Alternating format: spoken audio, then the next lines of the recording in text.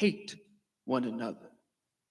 Love is here to stay, even though cynicism wants to hunt us down like prey. It wants us to go a different way. Don't walk away from you and your gift to make this world better. This is my love letter. And in these words and in these verbs of hope, we get further and further from never and closer to finding forever. Peace. Thank you.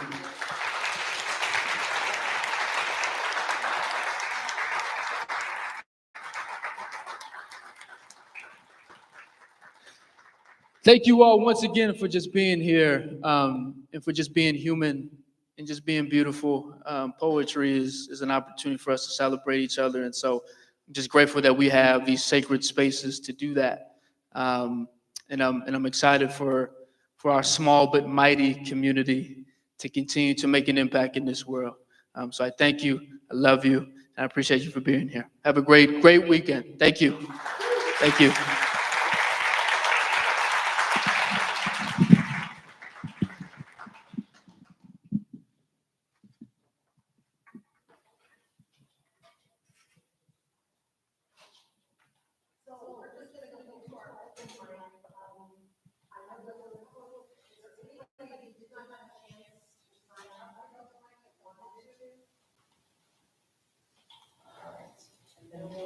Get started.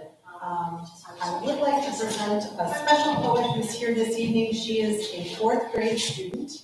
Her name is Liliana Cristal. She participated in our 2025 Poetry Challenge. And her poem was selected as one of the winning poems in the Dodoitsu category. Dodoitsu is a Japanese form of poem.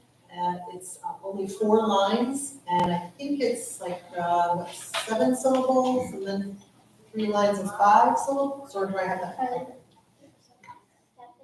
7 syllables of 3 lines. Okay, and then the last one is.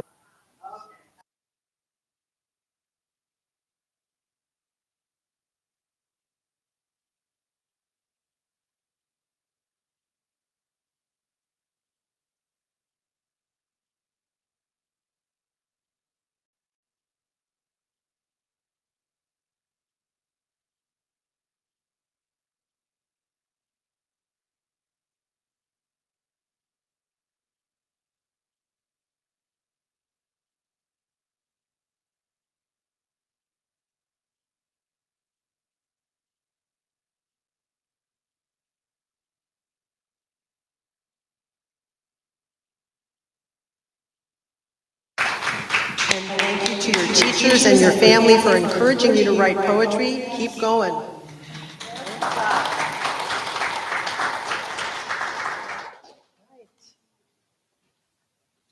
Our next poet is going to be Michael P. Wright.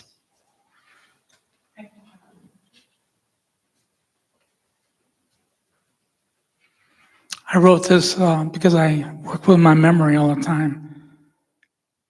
Exotic brainwaves catapulted me to this point.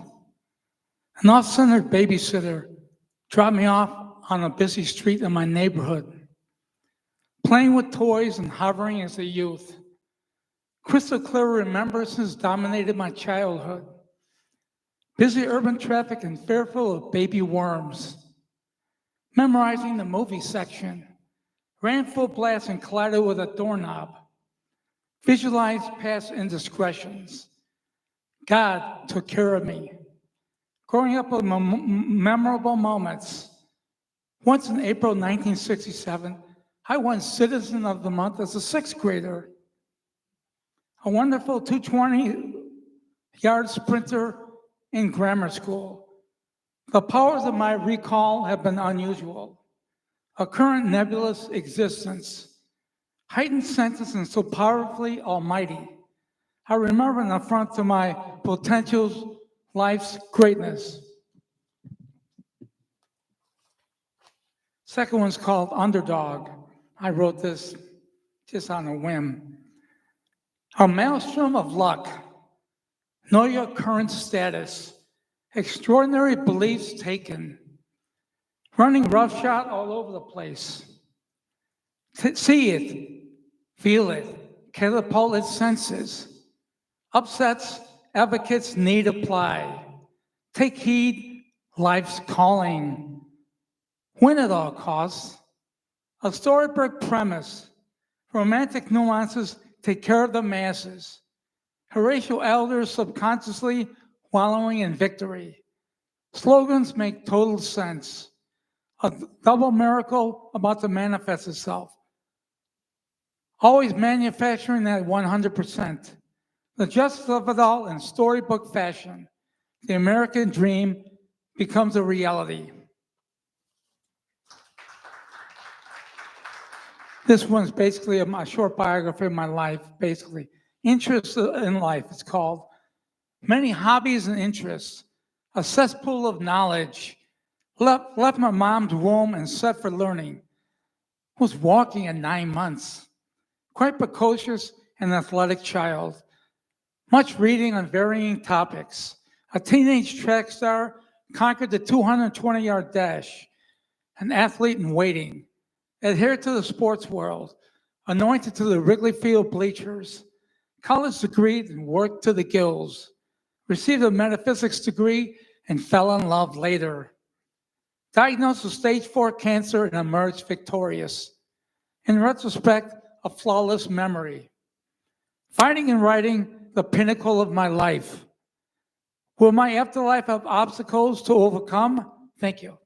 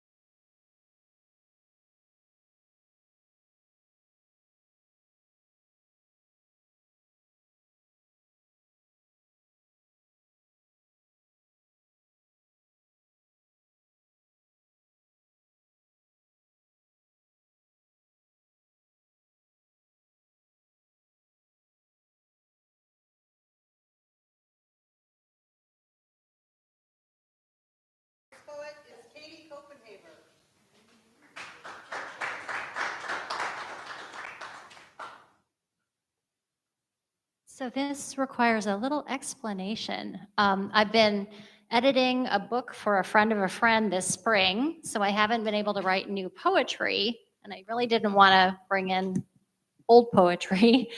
So I remembered that I have song lyrics, which was like a total experiment for a friend of mine who is a singer, guitarist. He had said to me at one point, "Have you ever written song lyrics before?" And so this is like a new thing for me. And the subject of this is Jane Mansfield and Mariska Hargitay.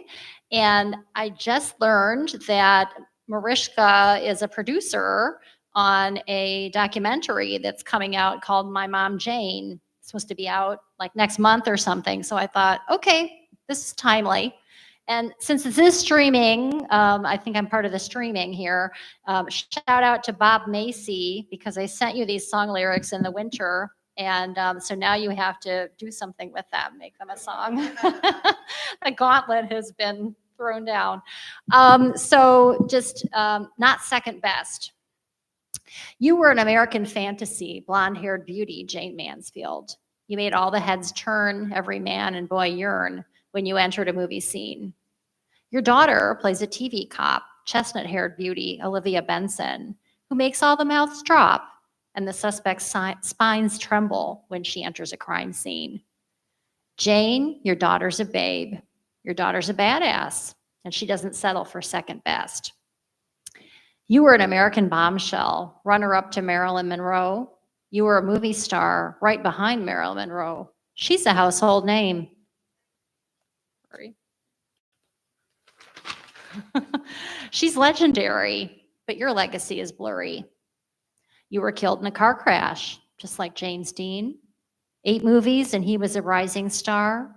24 movies and you were a falling star. He's legendary, but your legacy is blurry. Jane, your daughter's a babe. Your daughter's a badass, and she doesn't settle for second best. Your daughter survived the car crash. Now she rescues beauties from beasts and kids from creeps. Now she rescues you from the past and makes your memory last. Jane, your daughter's a babe. Your daughter's a badass, and she doesn't settle for second best. Miss Hargitay, you had a lovely mother. Oh, sweet, sweet Jane.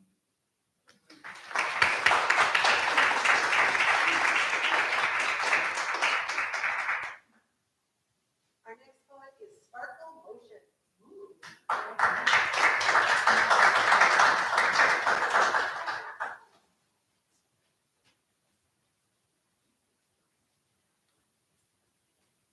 Salutations. Sparkle, that's my stage name. So I'm here because I want to thank, hold on.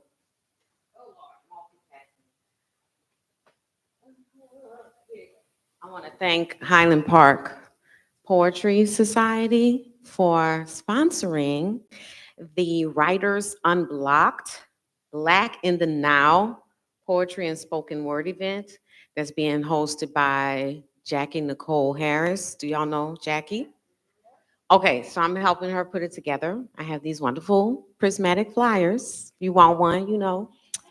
So I write, but I'm an artist in general, and I'd say that because I have a variety of abilities, and that's how the ancestors decided to assign my humanity. So with that said, I'm gonna do a little bit of mixed media. I hope I don't mess it up. Like to hear it, here it goes. Let's see. Okay, I think I got it. Here we go. Ooh, ooh, my yesterday really feel it fading away now. Ooh,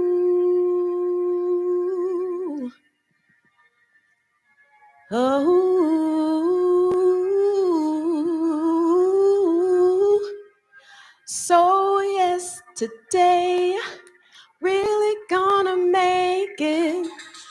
I'm on my way now, no bit of shade now. While the sun is shining on my face, nothing can block me, though fear tried to stop me. There's a hope that's big that grows in me. So ain't no surprising whenever they see me that I have this smile upon my face. When they try to knock me, I push all the doubt aside and stride as I smile and say, you know I got this. Say that I got this. Tell them I got this. Yeah, you know I got this. Tell them I got this. Say that I got this. Yeah, yeah. Tell them, baby, I got this. Wanna know, do you feel it too? I'm really gonna make it. I smell the musk of new hope. Burnt pine nuts and myrrh, the wind has picked it up and carried it to my door. Most times I'm reluctant to accept it, to allow it to linger in my nose. But this time, I'll inhale deeply. I will be inebriated at the sip of becoming new. Do I too? My eyes will glow as though they were sewn together with 1,000,000 stars.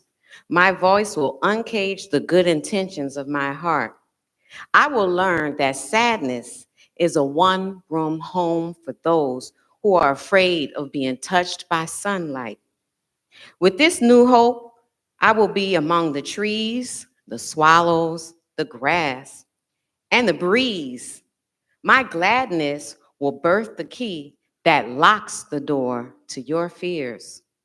Will you come with me into the circle of light? Burn down your house of plight and live with me in the garden?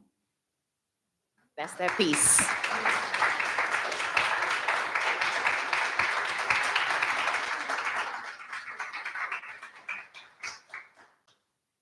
you. Our next poet is Mary Beth Breslauer.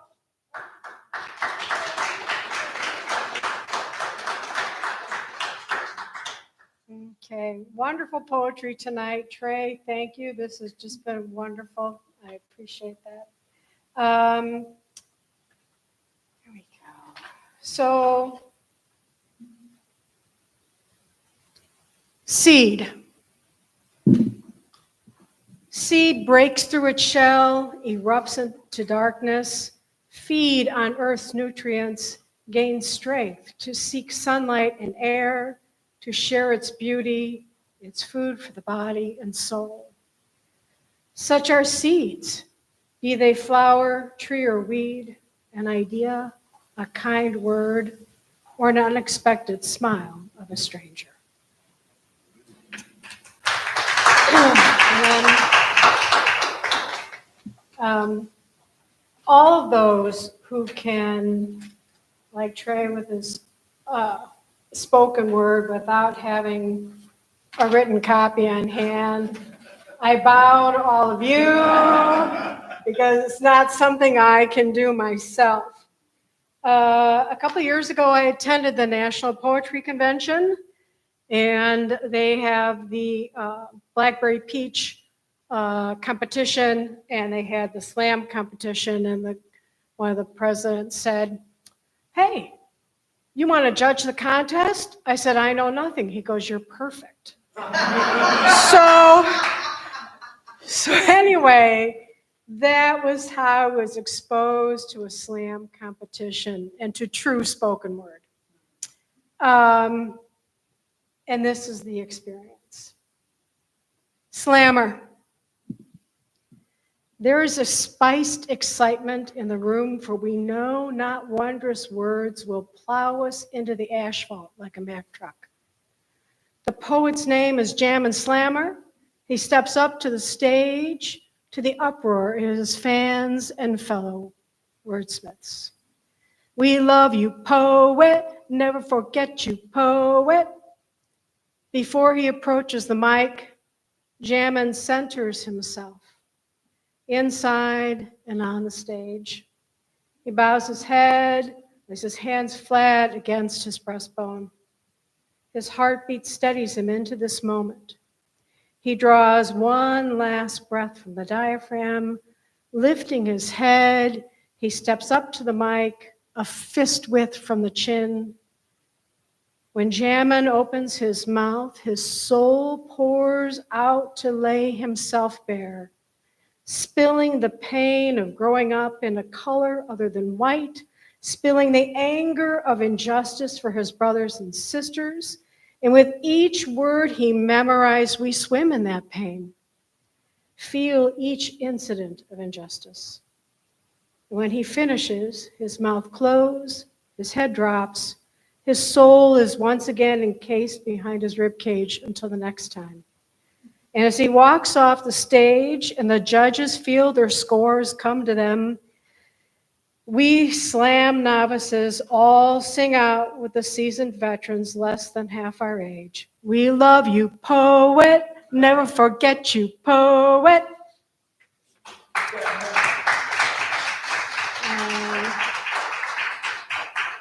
And one day I may memorize that one and try and do it. Anyway, because it is Mother's Day, and I have had quite a bit of time with my mom this year. She's 87. And so this is a poem I wrote for her. I grew up with her working third shift as a nurse. My mother, the nurse. Pediatrics, third shift, 1961. The smallest of patients are the ones never forgotten. Christopher Michael hasn't had an easy life in his 388 days. Despite the adorable red-headed curls, he hasn't been able to see. His parents, doctors, or nurses. His eyes do not work, nor do his ears or heart. On her hourly check, she brushes his fingertips through his curly, silky curls, says a silent prayer that his own mother prays, her own mother heart aching for this little Christopher. Geriatrics, 1:30 in the morning, 1961. Thinking about her young patient 2 floors up, the nurse answers the call button. It's bed 34A again. The fifth and the last hour, can't be the bedpan, that was first. Can't be water, that was the last. This time he needed a match to light his cigarette. She glances at the neighboring bed, and 34B is too quiet, too still, no pulse.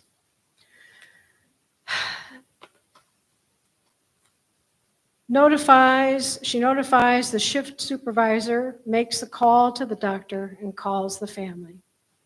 When the paperwork is done, she wheels 34B to the morgue, where she sees another body is already there, much smaller, auburn curls peeking from under the sheet. Her tears make it difficult to see the way home.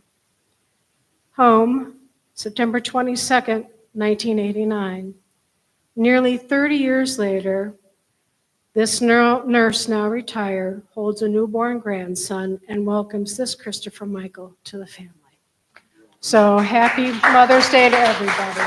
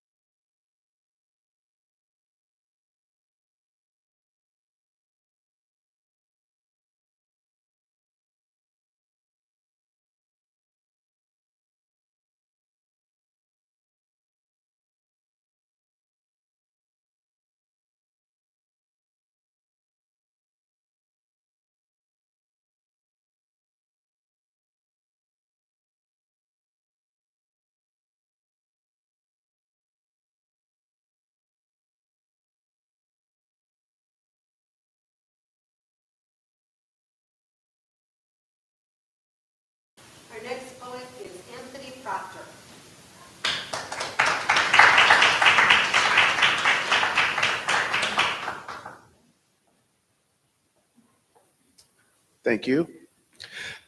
15 days ago, I met a lovely young lady, and it was an interesting meeting such that I had to reconcile that meeting with her, and I did it by writing poetry. I don't know, I've never done that before, but I just had to try to reconcile because yeah. Anyway, this is called That Improbable April Day. She was wearing the softest smile. It was anything but an ordinary day. Opportunity had finally walked my way. I thought to myself, why not achieve more? Someone special just walked through that door. Time for someone's dream to come true. Yeah, I was finally catching a clue. But then you spoke, the beauty within your voice or the way your eyes made me surrender. Ooh, my throat began to tighten up. Should I really take in all your warm energy? I never expected to feel these vibes. My heart's racing. I feel so alive. But the calmness in your eyes had me wishing time would just stand still. At the moment, this felt so real. Your quiet whisper was crystal clear. Stay a little while longer. So glad that you're here.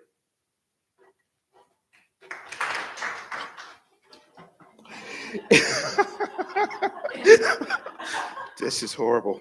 Is, is something brewing inside? No, not again. What's happening to me? Not yet. Please don't let this be love. Why remain in this space at this level when we could grow into something special?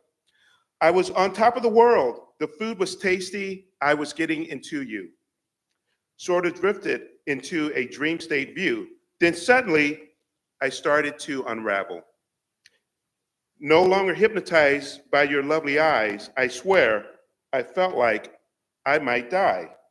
Look what you've done. Muscles in my throat. How dare you? My lungs became heavy and unstable. What the heck? This is unfair. What's happening to all of my air? You hijacked my brain. Then you took my breath away. You caught me off guard on that improbable April day. It was so wonderful. What more can I say?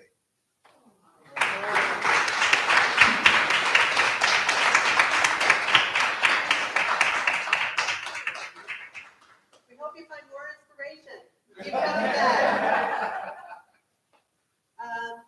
Our next poet is Terrence Labor.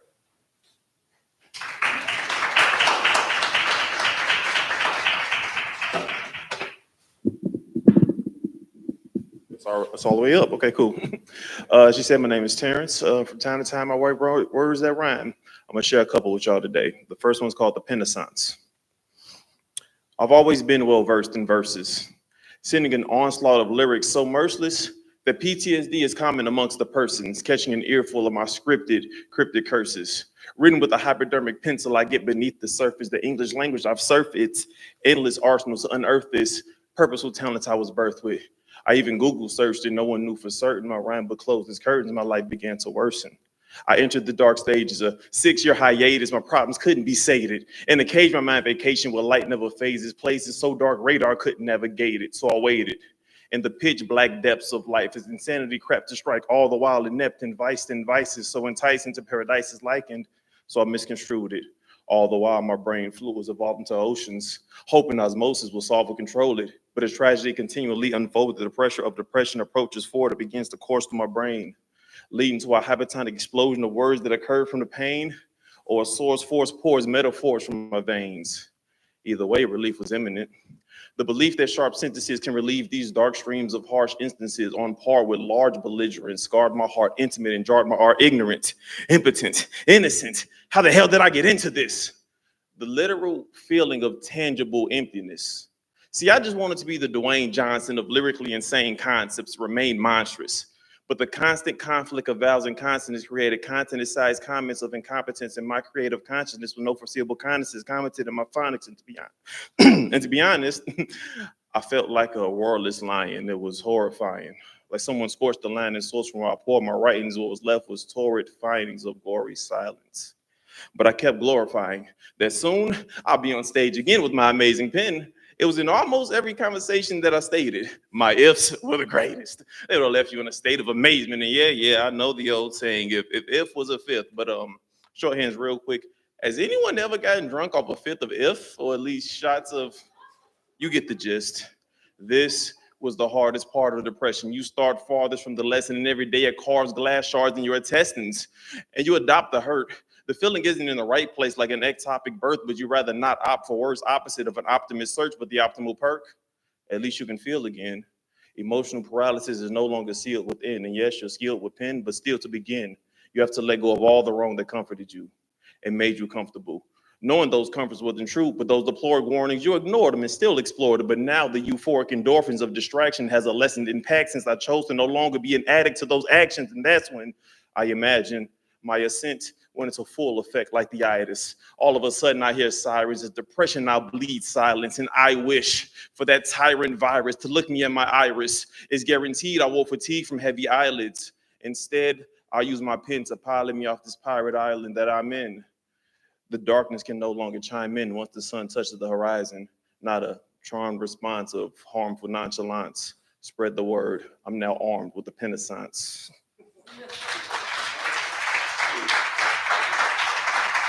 Appreciate you. The second one is called Lover's Remorse, about a very, very beautiful family.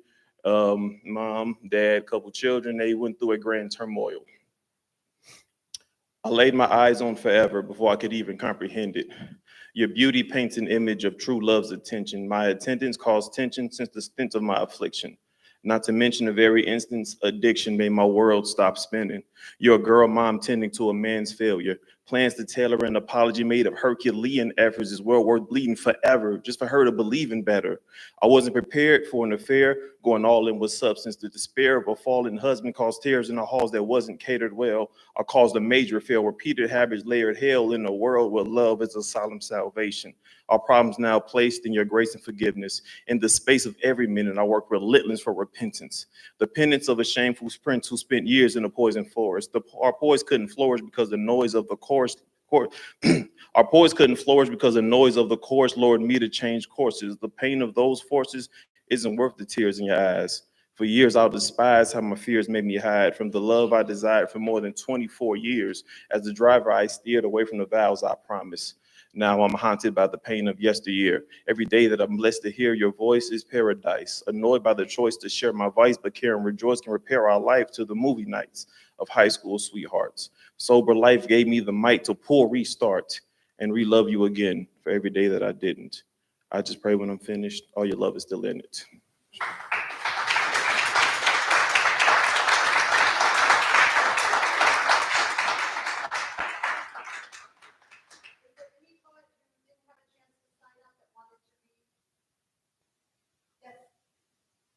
Please come to the microphone and be sure to state your name. All right, Carrie.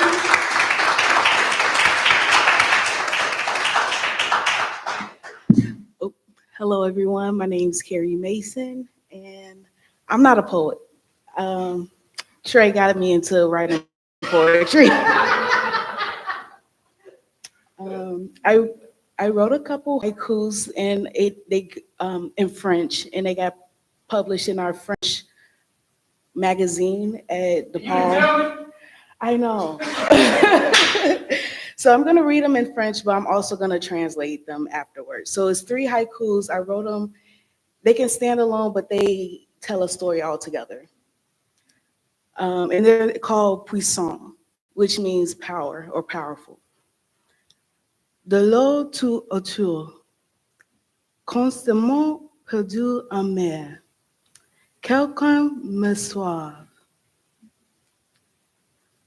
Puissance. L'eau sur mes pieds, appris à marcher sur l'eau. Je trouve la terre ferme, puissante. Je marche, je cours. Un sac à dos est pris d'eau. Je peux m'en vais.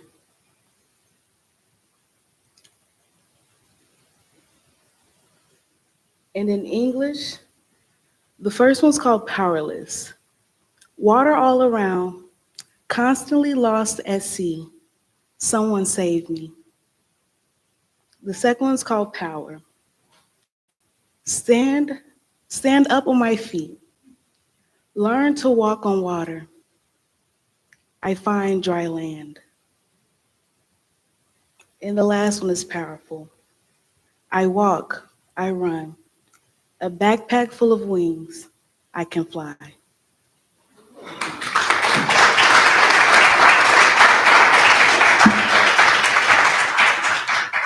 And I have one more poem that I wrote for my Black Feminist Theory class for a zine that I made, and it is called Forever. It feels like forever we have been lost, forever in chains, forever caught, forever broke, forever sold, forever not our own. It feels like forever we have fought, forever in the dark, forever lost, forever raped, forever hurt, forever ground in the dirt. It feels like forever we have loved, forever in our souls, forever whole, forever forgiving, forever bold, forever never feeling alone. It feels like forever we have believed, forever in the shadows, forever in dreams, forever hoped, forever redeemed, forever will last forever it seems. Thank you.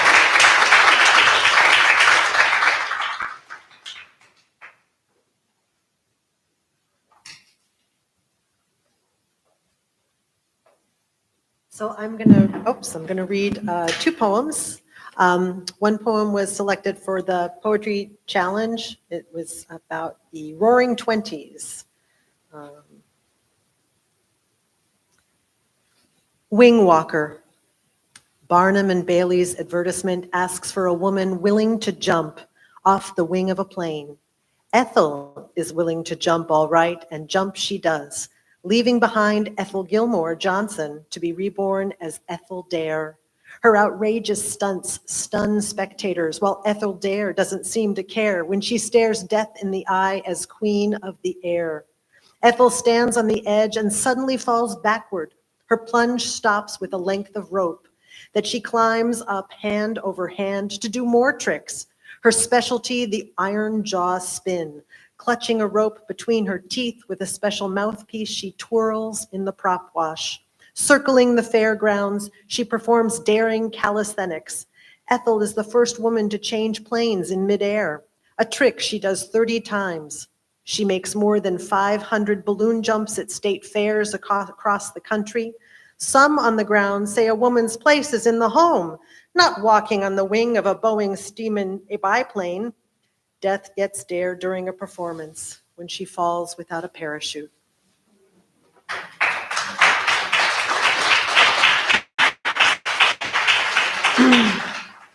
And this is in honor of Mother's Day, Mother's Day visit. The poetic form is called a constanza.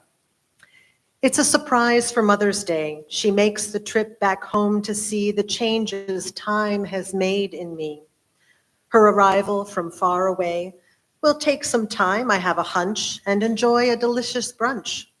Our springtime reunion each May gives me hidden anxiety about our love's fragility. Buds and blooms in the breeze do play, but will this end in shouts or tears? History repeats, I have fears. Nerves on alert, not all is gay. There are minefields, emotions tugs, yet conclude this visit with hugs. I hope everyone has a great Mother's Day.